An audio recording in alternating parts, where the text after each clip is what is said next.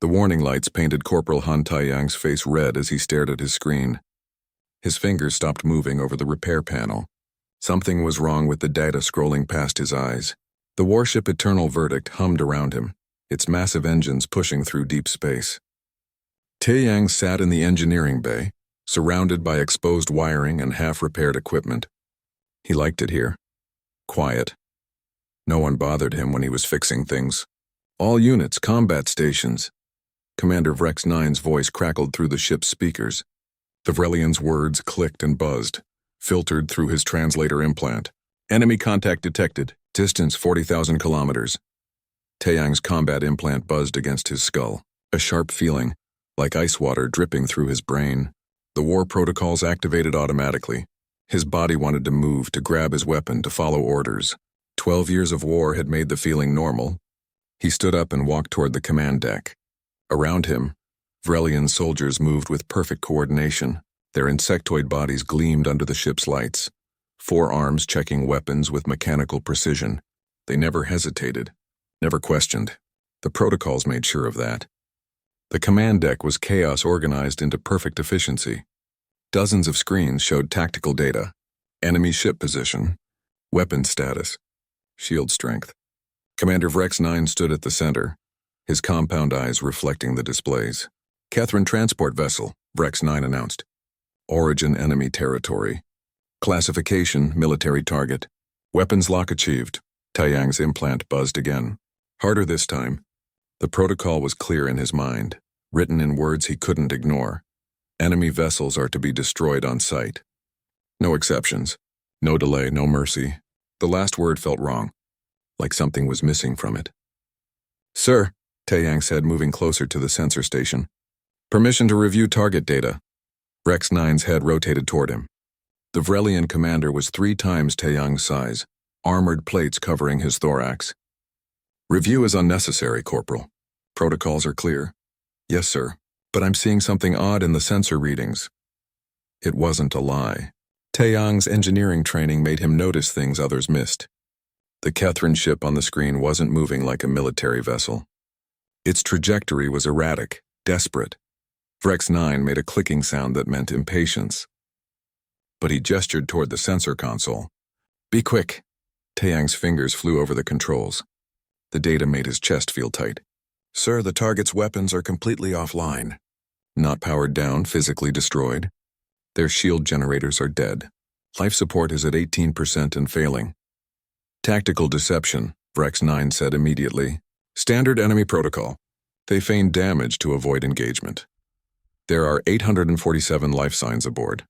Taiyang pulled up another screen, including 203 that matched juvenile metabolic signatures.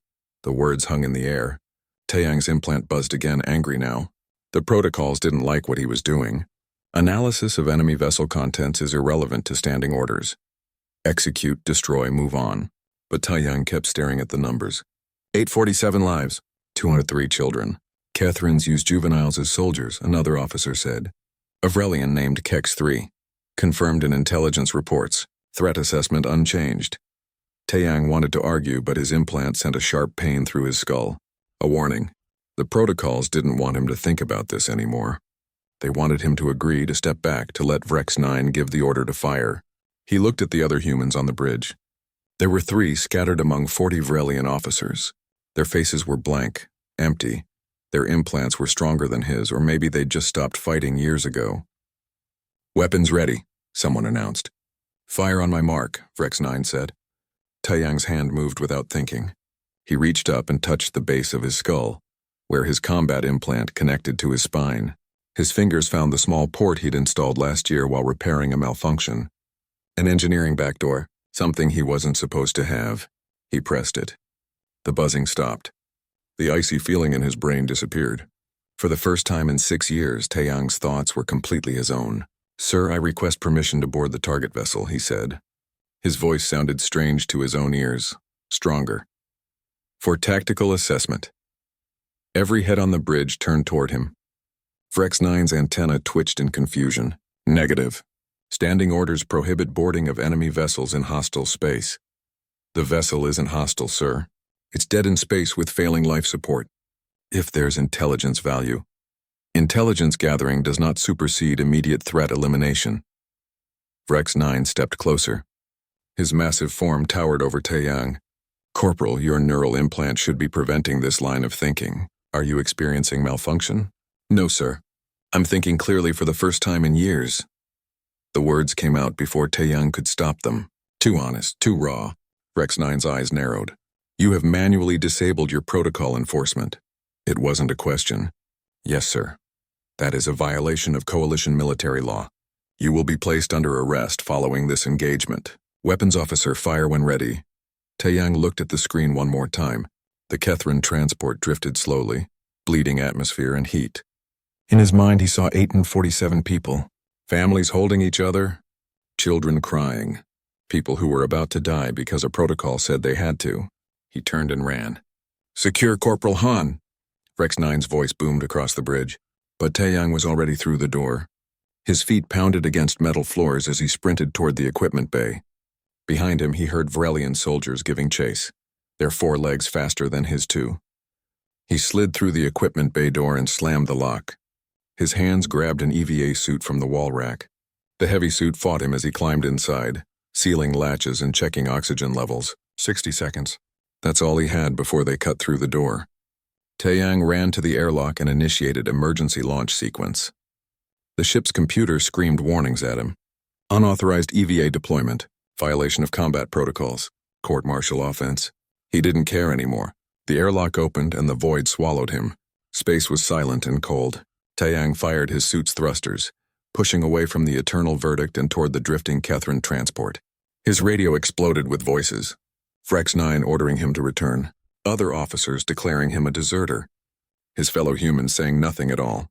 This is Corporal Han Taeyang, he said into the radio. I am conducting tactical assessment of enemy vessel. Will report findings upon completion. You are in violation of direct orders, Rex 9 replied. Return immediately or be fired upon. Taeyang looked back at his ship. Massive and powerful. Weapons ports beginning to glow as they charged. Would they really shoot him?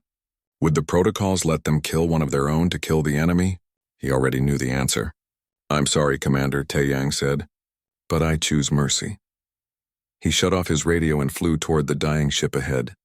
Behind him, the eternal verdict locked weapons. Ahead of him, 847 people waited, unaware that someone had chosen to save them instead of following orders. Taeyang's hands shook inside his gloves. His implant was gone, disabled.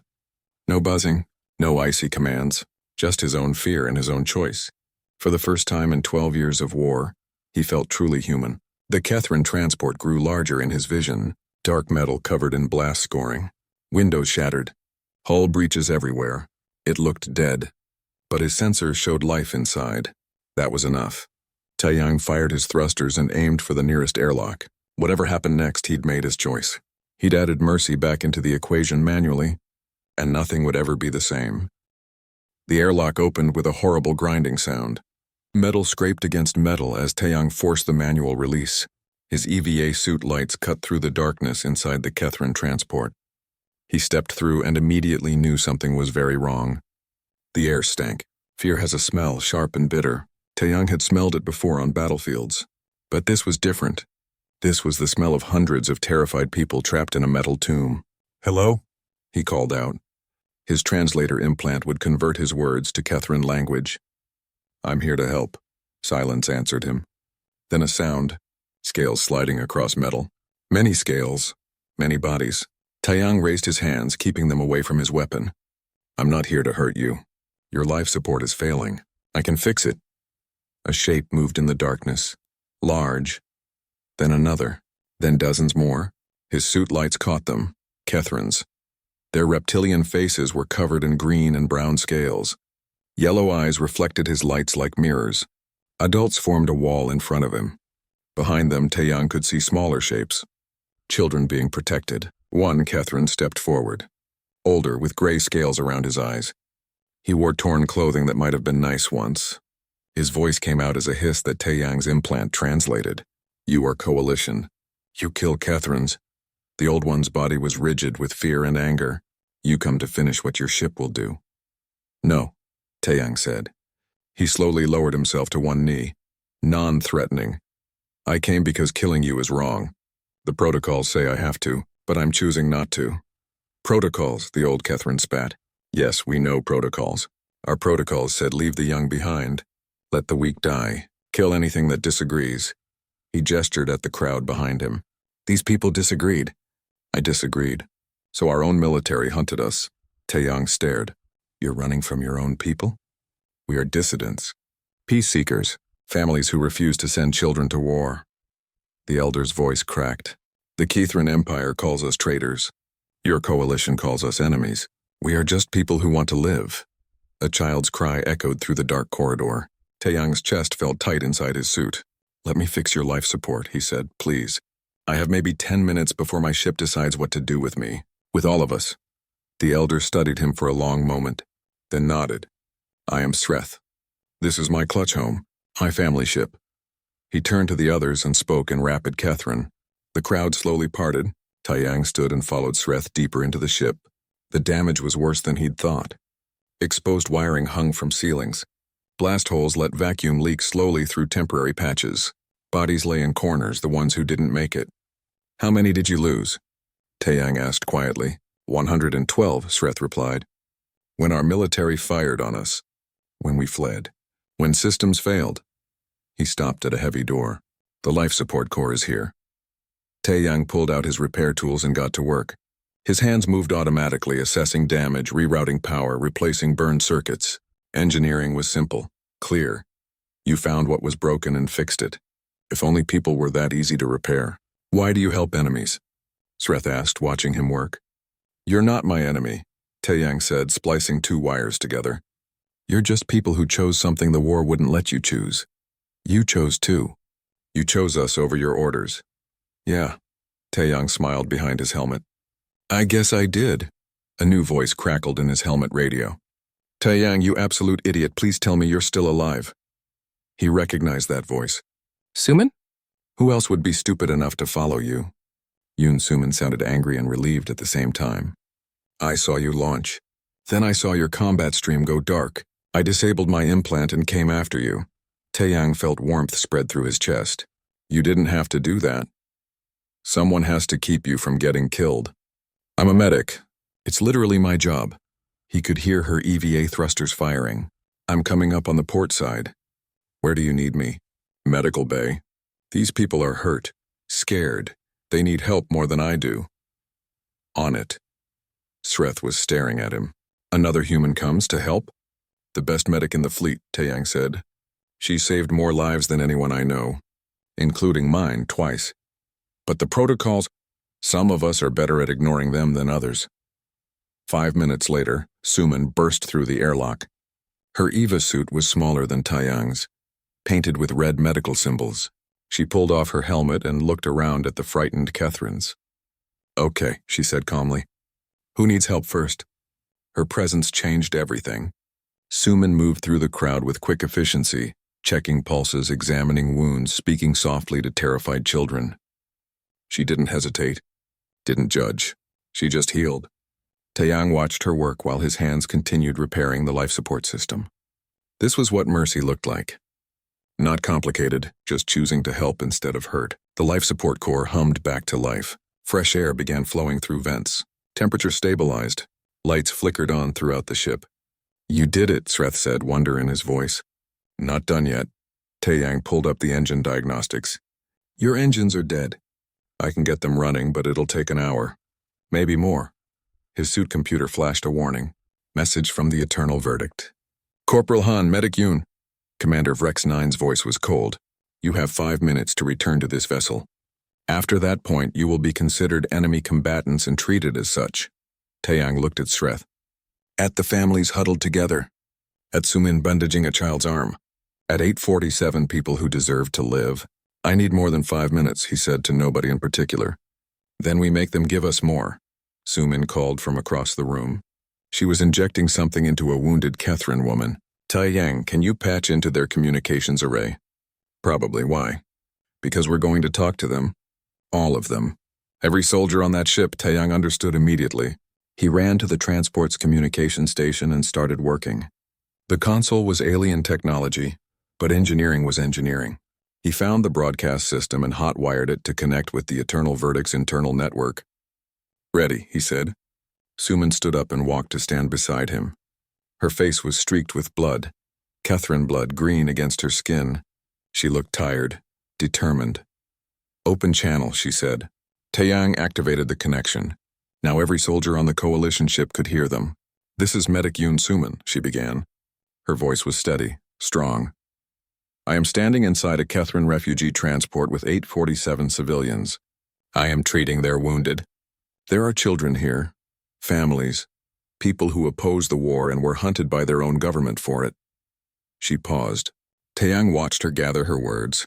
"The protocols tell you to kill these people. They tell you mercy is weakness, that enemies must be destroyed without exception." Suman's voice grew harder. "But I'm looking at a 5-year-old girl with scales instead of skin, and she's crying for her mother who died when their own military attacked them. And I'm asking you, what kind of soldiers are we if we kill her because a computer program says we have to?" Silence on the other end. Then a new voice.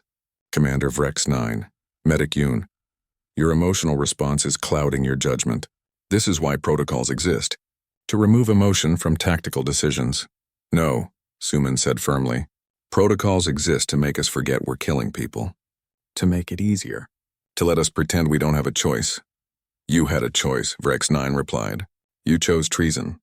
I chose mercy," Suman corrected. "And I'm not asking you to choose it too. Your implants won't let you, but I'm asking you to witness what that choice looks like." Taeyang activated the visual feed. Now everyone on the Eternal Verdict could see inside the transport. Could see Catherine children. Could see families holding each other. Could see the truth the protocols tried to hide. For a long moment, nothing happened. Then Taeyang's console lit up with a new message. "Private channel. Human encryption." He opened it. "This is Lieutenant Kang Minho, Signals Division," a voice said quietly. I see them. I see what you're doing." A pause. "How do I disable my implant?" Taeyang's hand shook. "There's a maintenance port at the base of your skull. If you have engineering access, I'll find it. Give me 2 minutes." The channel closed. Suman looked at Taeyang. Her eyes were wet. "Did that just—" "Yeah," he whispered. "It's spreading." On the Eternal Verdict, the war protocol started to crack. The airlock exploded inward with a blast of force. Vrelian soldiers poured through, weapons raised. Taeyang barely had time to stand before 4 armed soldiers surrounded him and Suman. Commander Vrex 9 entered last, his massive armored form filling the doorway. His compound eyes swept across the scene. Wounded Catherines, medical supplies scattered everywhere, human soldiers who had disobeyed direct orders. Corporal Han. Medic Yoon. "You are under arrest for treason, desertion, and violation of war protocols." Vrex 9's voice carried no emotion, pure protocol. "You will return to the ship immediately." Taeyang stepped forward. His legs felt weak, but he kept his voice steady. "Sir, these people are refugees, non-combatants. They oppose the war just like their status is irrelevant." Vrex 9 cut him off. "They are Catherine. They are enemy. The distinction is clear." "No, it's not." Suman moved to stand beside Taeyang. "They're people. That's the only distinction that matters." Behind the Vrelian soldiers, Taeyang saw movement. Sreth and other Catherines were backing away, pulling children with them. They expected violence. Expected death. They'd seen it before. Vrex 9 made the clicking sound that meant he was accessing his combat implant. Running calculations. Following protocols to determine the correct response. "I do not understand your actions," he said finally. "Your neural implants should prevent this kind of emotional compromise. You have manually disabled military safety systems. This suggests intentional sabotage." "It's not sabotage," Taeyang said. "It's choice. Something the protocols took away from us. Choice is inefficient. Choice allows error. The protocols ensure optimal tactical response." Vrex 9 gestured with one arm. "Observe, I am experiencing no doubt, no hesitation, no emotional conflict. I know my duty. This makes me effective. It makes you a machine," Suman said quietly. Vrex 9's antennae twitched. For a moment, something flickered across his features. Confusion, maybe. Or the closest thing to it that his protocol-bound mind could process. "I am a soldier. Soldiers follow orders. This is correct. Even when those orders are wrong," Taeyang asked. Orders cannot be wrong. They are derived from strategic analysis, tactical assessment, and mission parameters. Human emotion is the variable that introduces error. Taeyang looked at his commander, really looked at him. Rex 9 was a good soldier. Brave, disciplined, he'd saved Taeyang's life twice in combat. But right now, the protocols had turned him into something that couldn't see the difference between enemy soldiers and terrified children. "Commander," Taeyang said carefully, "what if I could prove the protocols are wrong?" "Impossible. Protocols are designed by Supreme Command Analysis Systems. They incorporate millions of tactical scenarios. They didn't incorporate mercy.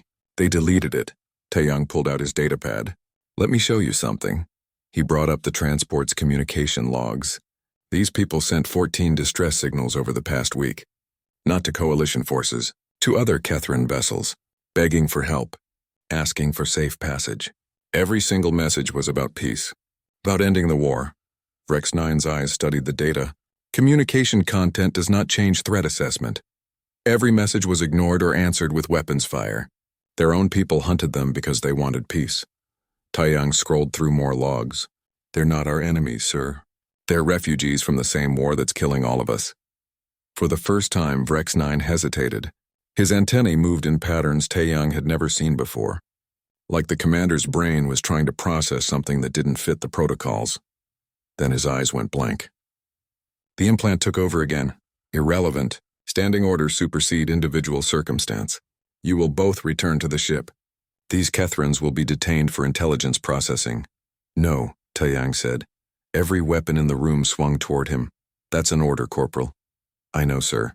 But I'm refusing it." Suman grabbed his arm. Her fingers dug in hard. She was terrified, so was he. But they didn't move.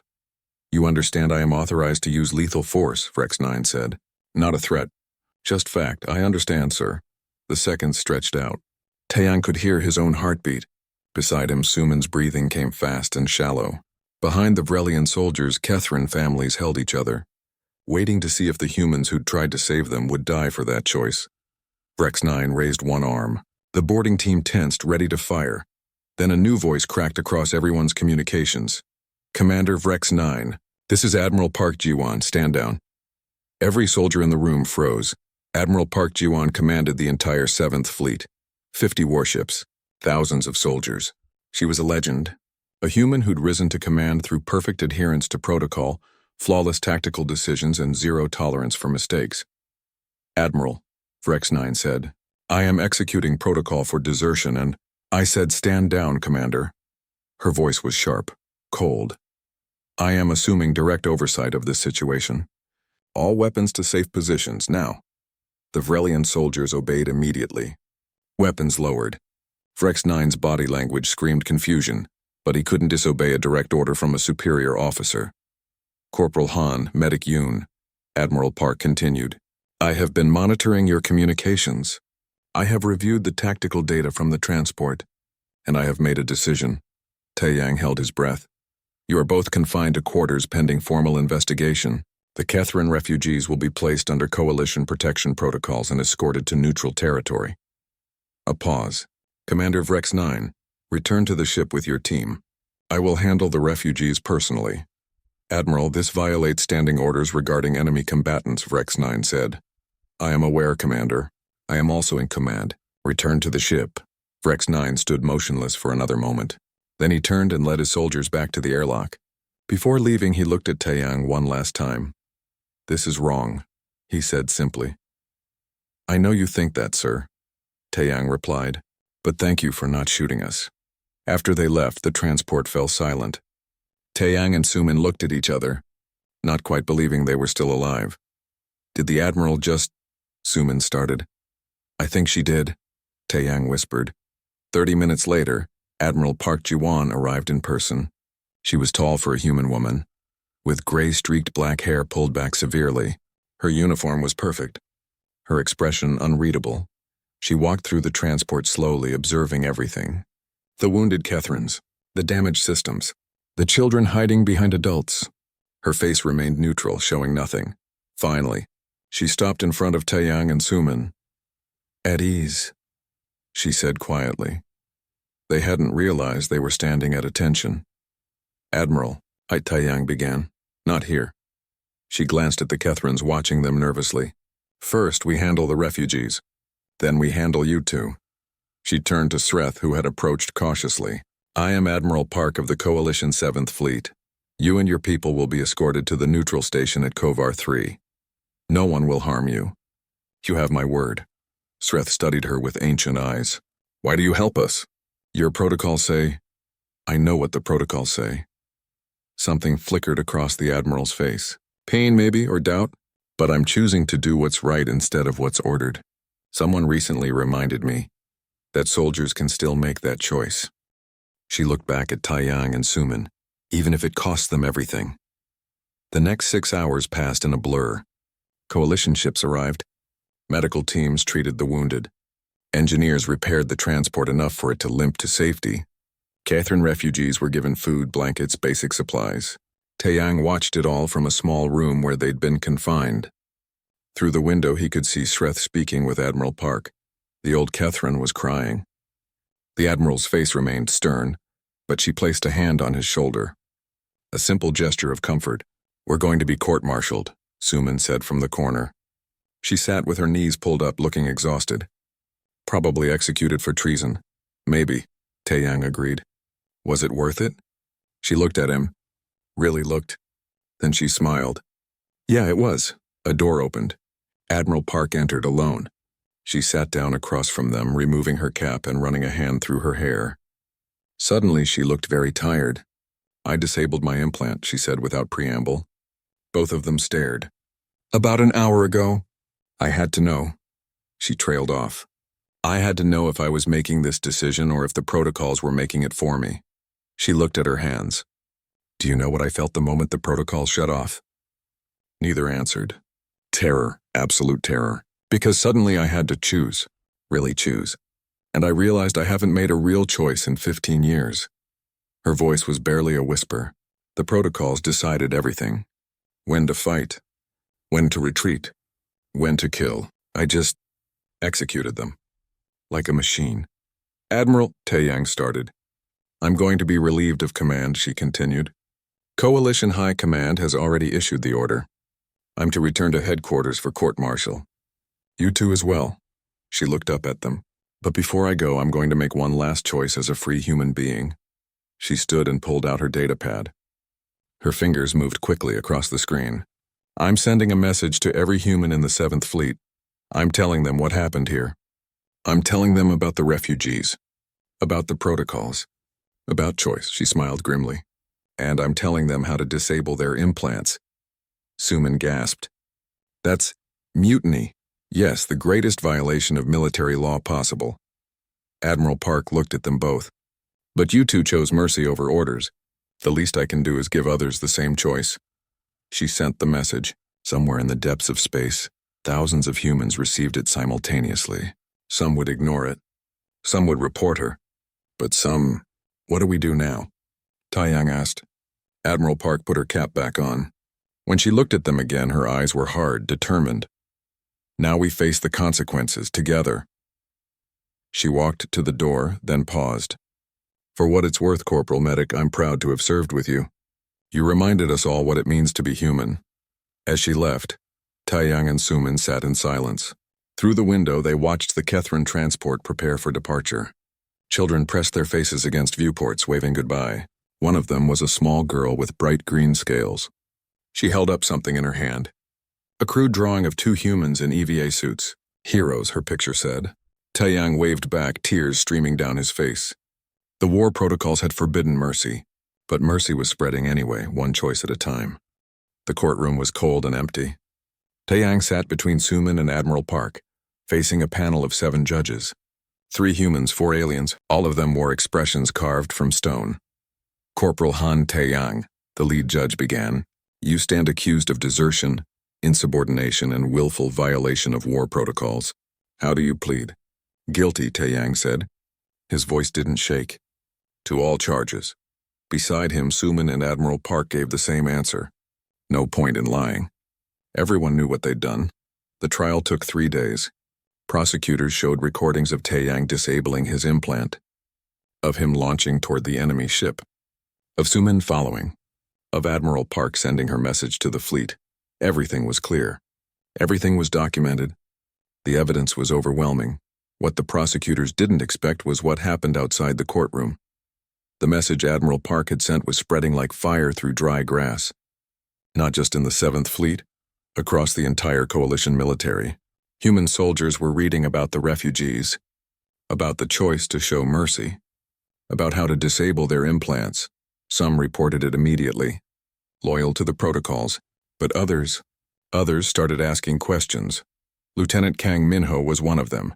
He worked in signals intelligence monitoring enemy communications. Endless hours of Catherine chatter looking for tactical information. It was boring work. Until the morning he intercepted something strange, a Catherine military transmission. Encrypted but not very well. Minho broke it in 20 minutes.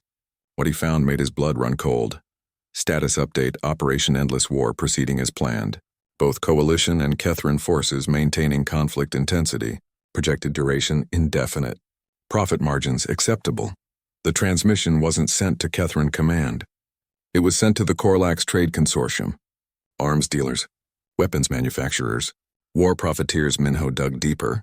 Every spare moment he searched through archived communications. Signals from years ago, decades ago, and he found more. So much more. 30 years ago, both the Coalition and Catherine Empire had received defense upgrade packages from the Corlax. New weapons, better shields, and neural combat implants with advanced war protocols, the same protocols that removed mercy from tactical calculations. The same protocols that made peace impossible to choose. Minho's hands shook as he compiled the evidence. The Corlax had engineered this war. Both sides were puppets dancing to programming designed to keep them fighting forever. Every battle meant more weapon sales. Every death meant more profit. He had to tell someone.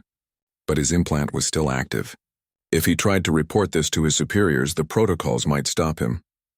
Might classify it as information that undermined military effectiveness. He thought about Corporal Han, about how he'd disabled his implant to save refugees.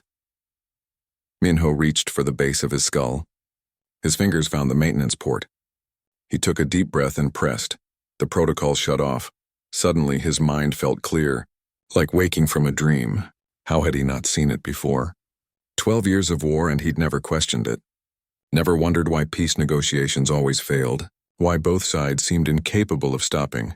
Because they were incapable. By design, Minho grabbed his evidence files and ran. Not to his commanders, they'd never listen. He ran to the courthouse where the trial was happening, where the only humans who'd proven they could act against the protocols were being judged. He burst through the courtroom doors during testimony. Guards moved to stop him, but he shouted over them, "I have evidence. The war is a lie. We're being manipulated." The judges called for order, demanded he be removed, but Admiral Park stood up. "Let him speak," she said firmly. "Admiral Park, you are not. I may be on trial, but I'm still an admiral until you convict me, and I invoke my right to present evidence in my defense." She looked at Minho. "This man has information relevant to our case." The judges conferred. Finally, they agreed. Minho was allowed to present his findings. He showed them everything. The intercepted communications, the Corlax contracts, the simultaneous implementation of war protocols in both militaries 30 years ago, the profit reports, the long-term projections for sustained conflict generation. The courtroom fell silent. "This," one of the judges said slowly, "this suggests our entire war was manufactured." "Not suggests," Minho said. "Proves the Corlax created a war that couldn't end. They removed our ability to choose peace, both sides, and they've been selling weapons to both of us for 3 decades. Admiral Park leaned forward. "Your Honors, this changes everything. My actions and the actions of Corporal Han and Medic Yoon weren't just mercy. They were resistance to external manipulation. We weren't violating legitimate military protocols. We were breaking free of programming designed to enslave us." The lead judge looked troubled. "Even if this is true, and I'm not saying it is, it doesn't excuse violations of military law. Protocols exist for reasons beyond any one conflict. But these specific protocols were corrupted from the beginning." Taeyang spoke up. "Sir, I'm an engineer. If I found a piece of equipment that was sabotaged, would you want me to follow its instructions, or would you want me to fix it? That's not It's exactly the same, Suman interrupted. The protocols were sabotaged. They were designed to make us keep fighting, to make us ignore alternatives, to delete mercy from our options. We didn't break them. We repaired them. The trial recessed. The judges needed time to review Minho's evidence, to verify it, to understand what it meant. While they deliberated, something else was happening across the galaxy. The news of the trial was public. Anyone could access the proceedings. And humans everywhere were watching. They saw the evidence, saw proof that the war was manufactured, saw that the protocols were a tool of manipulation, and they started disabling their implants. Not just soldiers, civilians, engineers, medics, scientists. Anyone who had a neural combat implant began asking the same question. What else can't I choose because of this programming? The movement called itself the Manual Override, a name taken from Taeyang's first action, manually overriding his implant to choose mercy. Not everyone joined. Many believed the protocols were necessary, regardless of their origin. The Vrelian soldiers especially struggled to understand. Their entire culture was built on following orders perfectly. The idea of choosing differently was alien to them. Commander Vrex 9 sent a message to Admiral Park during the recess. It was brief, Admiral. I do not understand what you did, but I witnessed the outcome. The refugees lived. Perhaps that is sufficient. Perhaps understanding is not required for a result to be correct. It wasn't much, but it was something. A crack in the absolute certainty the protocols created. The judges returned after 2 days. Their faces were grim. We have verified Lieutenant Kang's evidence, the lead judge announced. The Korlax Trade Consortium did indeed install compromised programming in both Coalition and Catherine military systems. This represents an act of war against both powers. The courtroom erupted. Guards called for order. However, the judge continued loudly, this does not automatically absolve the defendants of their crimes. Military law exists whether or not individual protocols are corrupted. We cannot allow soldiers to simply disobey orders whenever they feel justified. Admiral Park stood. Your Honor, with respect, that's exactly what we must allow. Because the alternative is what the Korlax wanted. Soldiers who can't choose, who can't question, who can't show mercy even when it's desperately needed. Chaos. No. Choice. There's a difference. She looked at each judge in turn. You're deciding our fate today, but you're also deciding what kind of military we want to be. One that removes human judgment and calls it efficiency, or one that trusts its soldiers to make hard choices and accepts that sometimes mercy is the right tactical decision. The judges deliberated again. Shorter this time. When they returned, the lead judge looked exhausted. This court finds the defendants guilty of all charges. The evidence is clear. They violated direct orders and military protocols. He paused. However, given the extraordinary circumstances and evidence of external manipulation, sentences are suspended pending review. All three are released but prohibited from active military service until further notice. It wasn't a victory, but it wasn't a complete defeat either. As they left the courthouse, crowds of humans waited outside. Hundreds of them. Maybe thousands, all wearing black armbands with 2 words, Manual Override. They cheered. Taeyang felt overwhelmed by it all. He'd just wanted to save some refugees. Now he'd somehow become a symbol. Minho pushed through the crowd to reach them. Admiral, Corporal, Medic, we need to move fast. The Korlax know we've exposed them, and they're not happy. What are they going to do? Suman asked. Minho's face was pale. They've activated emergency war escalation protocols. If they can't profit from a long war, they'll settle for one massive final weapons sale. He pulled out his datapad, showing catastrophic projections. Automated dreadnoughts on both sides are powering up. Full arsenals. Extinction-level firepower. Admiral Park grabbed his arm. How long do we have? 4 hours. Maybe less. The protocols are pushing both militaries toward mutual destruction. Neither side can choose to stand down. Then we make them stand down, Admiral Park said firmly. She looked at Taeyang. You started this, Corporal. How do we finish it? Taeyang's mind raced. The protocols controlled everything. Ships, weapons, soldiers. How do you stop an automated war? Then he remembered something Sreth had said about choosing peace when both sides said it was impossible. We need Kethrons, Taeyang said. Manual override people on our side, and Kethrons who've broken their protocols on their side.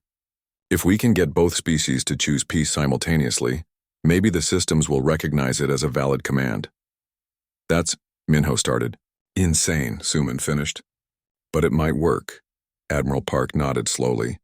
Then we find our Kethrin counterparts. And we save both our species from a war designed to kill us all. She looked at the crowd of manual override supporters. Who's ready to choose peace? Thousands of voices answered as one. We are. The refugee transport clutch home floated in neutral space, its repairs barely holding. Inside, Sreth received the message from Admiral Park and couldn't believe what he was reading. They want us to do what? Another Kethrin refugee asked, looking over his shoulder. Stop the war, Sreth said quietly. Both sides. At the same time. That's impossible. The protocols won't allow. They want Kethrins who've disabled their protocols. Who can choose freely? Sreth looked around at his people. Refugees. Dissidents. Families who'd already chosen peace once and been hunted for it. They need us. A younger Kethrin named Sliresh stepped forward. She'd been a military communications officer before deserting. The humans think we can override the war systems? Our military won't listen to refugees. They don't need them to listen, Sreth said, reading further. They need Kethrin soldiers to choose, to refuse orders, just like the humans are doing. Sliresh's eyes widened. You mean, we contact other Kethrins, find others who question the war, others who've wondered why peace is never an option. Sreth stood straighter. If humans can break their protocols, so can we. We teach them how. Across space, the pieces moved into position. Admiral Park gathered every manual override supporter she could find. Engineers, medics, technicians. Anyone who'd broken free of the protocols. Taeyang and Suman worked frantically to coordinate with Sreth and his refugees. They had 3 hours now. Maybe less. The automated dreadnoughts were waking up. Massive warships built to operate without crews, controlled entirely by combat protocols. Both Coalition and Kethrin dreadnoughts began charging weapons that could crack planets. We can't disable them remotely, Minho said, staring at tactical displays. The protocols won't accept external shutdown commands. Someone has to board them and do it manually. Then we board them, Admiral Park said simply. We get close enough, force our way in, and shut them down by hand. Admiral, there are 12 dreadnoughts. 6 on each side. We don't have enough people or ships to... Then we prioritize. We focus on the 4 closest to populated systems. If we can stop those, maybe we buy enough time for the others. Taeyang pulled up the dreadnought locations. 2 Coalition ships. 2 Kethrin ships. All of them fully automated and following protocols that said to destroy everything. Even if we reach them, we need the override codes, he said. Codes that change every hour. There's no way to... I know the codes, a new voice said. Everyone turned. Commander Vrex 9 stood in the doorway. His implant was still active. They could see the faint blue glow at the base of his skull. But he was here? Commander? Admiral Park said carefully. You're still under protocol control.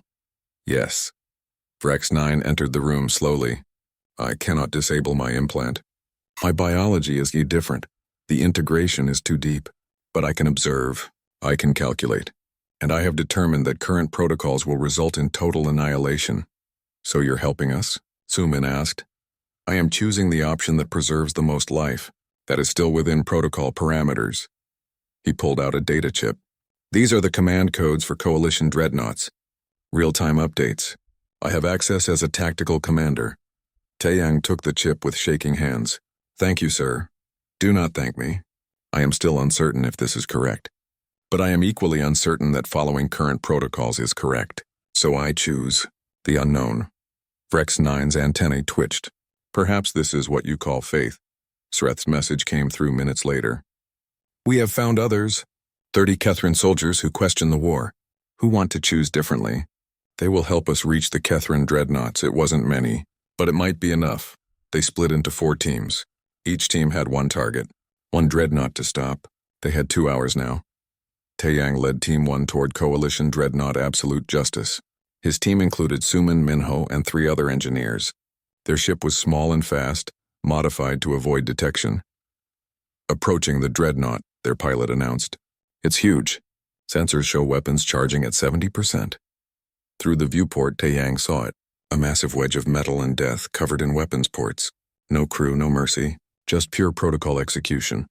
There's an engineering access port near the stern, he said. We force it open, get inside, and reach the central command core. Then what? Suman asked. Then we ask it nicely to stop trying to kill everyone. She didn't smile at his joke. Neither did anyone else. They docked hard against the dreadnought's hull. Taiyang used cutting equipment to burn through the access port. Alarms screamed inside the ship, but no one came. There was no crew to respond, just protocols. And automated defense systems. Move fast, Taiyang said, leading them inside. We have maybe 20 minutes before it notices us and does something about it. They ran through dark corridors. Emergency lights painted everything red. The ship groaned around them as massive reactors powered up weapon systems. Taiyang could feel the vibration through his boots, like standing inside a waking beast. Central core 200 meters ahead, Minho said, checking his datapad. They reached it. A massive room filled with computing systems, screens everywhere showing tactical data, target locations, firing solutions, countdown timers. Taiyang plugged in Vrex 9's access codes and started working. His fingers flew across the console, searching for the override command. There, Suman said, pointing at a screen. Emergency shutdown protocol. But it requires command authorization from... Oh, Taiyang saw it too.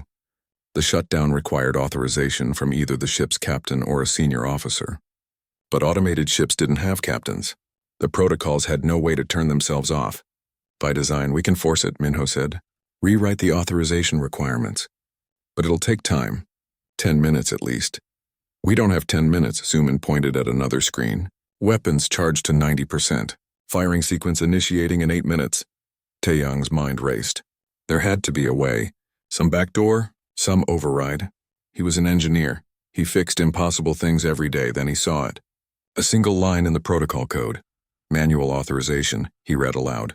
If the automated systems fail, manual firing control reverts to present human personnel for final authorization. So? Minho asked. So the ship thinks it's automated. But we're here. We're human personnel.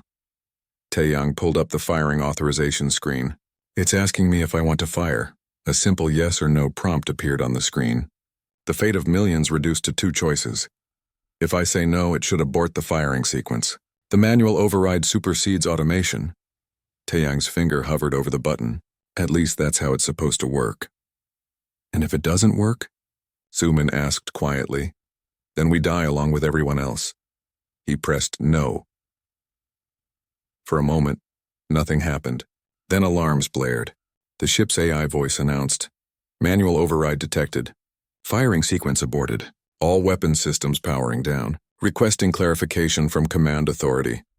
Taiyang slumped against the console, breathing hard. It worked. Holy hell, it actually worked. 1 down, Minho said. 3 to go. Across the battle space, similar scenes played out. Admiral Park's team boarded another coalition dreadnought and forced it offline. Sweth and his Kethrans reached one of the Kethran ships and convinced a dormant crew member, one who'd been left, aboard but never activated, to refuse the firing. Order. But the 4th dreadnought was different. Team 4, led by a human engineer named Ensign Bei Hana, reached the Kethran dreadnought vengeance scale. They got inside, reached the command core, started the override process. But this ship had additional security, a backup protocol specifically designed to prevent what they were trying to do. It's not accepting the override, Hana reported over the radio. The Kethran systems are different. They require simultaneous authorization from both sides. A human and a Kethran both have to refuse the order at exactly the same time. On the bridge of the human transport coordinating everything, Admiral Park swore. Where's the nearest Kethran team? Slaresh's group. But they're 200 kilometers away. They'll never make it in time. Hana's voice came through again. Weapons at 95%. 3 minutes until firing range. This thing is targeting a Kethran civilian colony. 8 million people. Taiyang listened from his position aboard the Absolute Justice. His mind calculated trajectories, distances, time. They couldn't reach Hana. No one could. Then another voice crackled across the communications. I am close enough. Commander Vrex 9. Commander? Admiral Park said. What are you? I'm aboard a patrol ship near the Vengeance Scale. I can reach it. Board it. Provide the Kethran authorization that is required. His voice was calm, certain. My protocols indicate this is a valid tactical choice. Vrex, you're still under full protocol control. Your implant won't let you refuse a firing order. The moment you try, it'll override you. Yes, I have calculated this probability at 97%. However, there is a 3% chance that my choice will supersede my programming.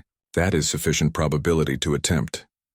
It's a suicide run, Admiral Park said quietly. All valuable tactical decisions involve risk. This one is acceptable. A pause. Admiral, I have observed your humans long enough. I understand now what you attempted to teach me. Sometimes the illogical choice is the correct one.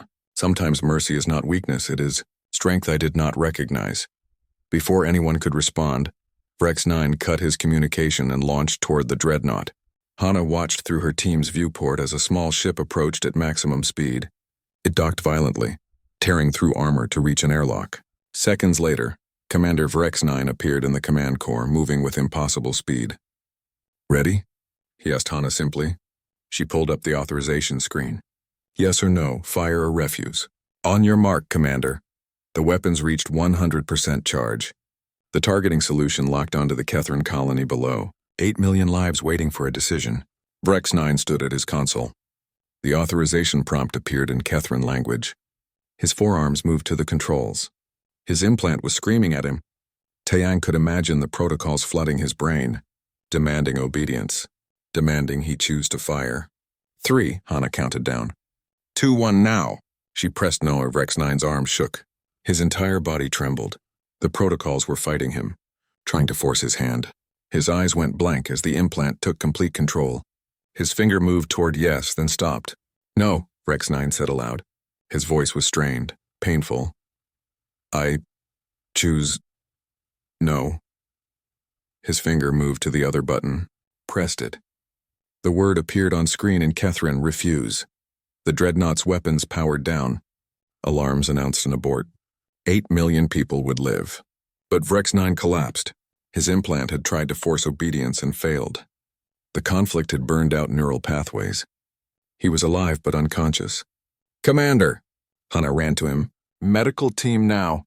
We need, I am functional, Vrex 9 whispered. His eyes opened slightly. Did it work? Yeah, Hana said, tears streaming down her face. It worked. You chose mercy, Commander. The protocols didn't win. Good, that is good. Across the battle space, all 4 dreadnoughts went silent. Weapons down. Systems offline. The automated war had been stopped by people choosing to stop it. Admiral Park's voice came across all channels. All teams report in, status. One by one, the teams responded. Success, success, success, success. Then I believe we've just ended a war, Admiral Park said. She sounded tired, amazed. Attention all Coalition and Kethrin forces, the war protocols are suspended. Cease all hostilities. We have new orders, choose peace. Taeyang sat in the quiet command core of the Absolute Justice. Around him, his team was celebrating. Hugging, crying, they'd done the impossible. Suman found him and pulled him into a fierce embrace. We did it. You did it. No, Taeyang said softly. We all did it. Everyone who chose to override their programming. Who chose mercy instead of orders. Across the galaxy, the message spread. The war was over. Not because of victory or defeat, but because enough people on both sides had simply chosen to stop fighting. The Korlax fled Coalition and Kethrin space, their scheme exposed, their profits gone. They left behind 30 years of manipulation and death, now finally ended. Months passed. Treaties were signed. Colonies were established where humans and Kethrins lived together. The refugees from Clutch Home became teachers, showing both species how to recognize when their choices were being taken away. Taeyang worked in a shipyard now, building vessels designed for exploration instead of war. Suman ran a medical center where human and Kethrin doctors trained together. Admiral Park commanded a joint peacekeeping fleet, humans and Kethrins serving side by side. Commander Vrex 9 recovered from his injuries. His implant was removed entirely. The damage made it non-functional anyway. He reported that thinking without protocols was disorienting but acceptable, and that he was learning to appreciate uncertainty. One day, Taeyang received a package. Inside was a small data chip and a handwritten note in shaky Kethrin script. Thank you for teaching us that mercy is not weakness. My daughter drew this for you. She says you are her hero, but you are more than that. You are a reminder that we all have the right to choose. Even when systems try to choose for us, Especially then. Sreth Taeyang plugged in the chip. It contained thousands of files. Messages from Kethrans who'd broken their protocols. Stories of humans who'd chosen differently. Reports of peaceful cooperation spreading across both civilizations. And at the end, a single image file, a child's drawing of two figures, one human, one Kethran, holding hands beneath two words in simple coalition standard, manual override. Taeyang smiled. Then he saved the image and sent it to everyone in his contact list with a simple message. When someone tells you mercy is impossible, remember that it's only impossible until someone chooses it anyway. Pass it on. The war protocols had forbidden mercy. One human added it manually and taught two entire species to do the same. Now across the galaxy, whenever someone faced a choice between cruelty and compassion, between orders and conscience, between protocol and humanity, they remembered a simple truth. Override protocols were meant to be activated. That's why they exist. That's why we have hands to press the buttons and voices to say no, and hearts brave enough to choose mercy when all the programming says otherwise. The war had ended not with victory but with choice. The most human thing of all.